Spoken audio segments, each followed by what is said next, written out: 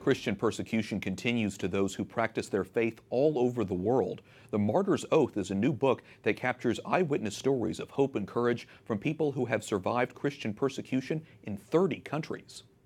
We're joined by the author of The Martyr's Oath, Johnnie Moore. He's also the author of Defying ISIS and a member of the White House Faith Advisory Council. Welcome back, Johnnie. Really good to be back. Thanks for having me. Your book captures stories of people practicing their faith under pretty horrific conditions. One country you focus on is Nigeria, and you capture some of these stories where Boko Haram obviously is a place that's killed more Christians even before ISIS showed up, and you write about Rose in Nigeria. Tell me about her story.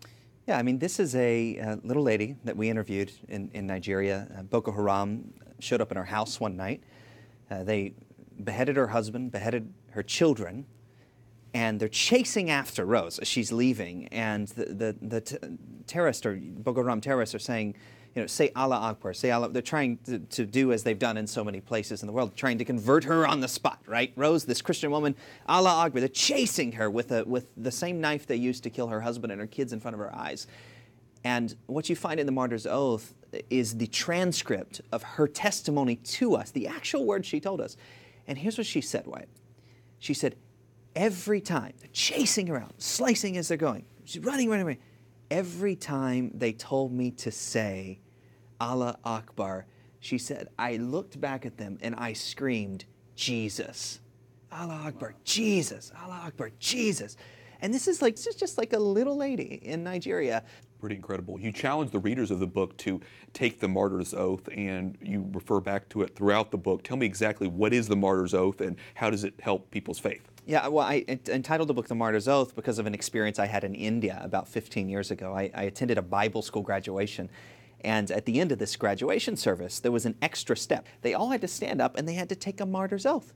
They had to pledge that they weren't willing to just live for Jesus, but if it cost them their life, they were willing to give their life.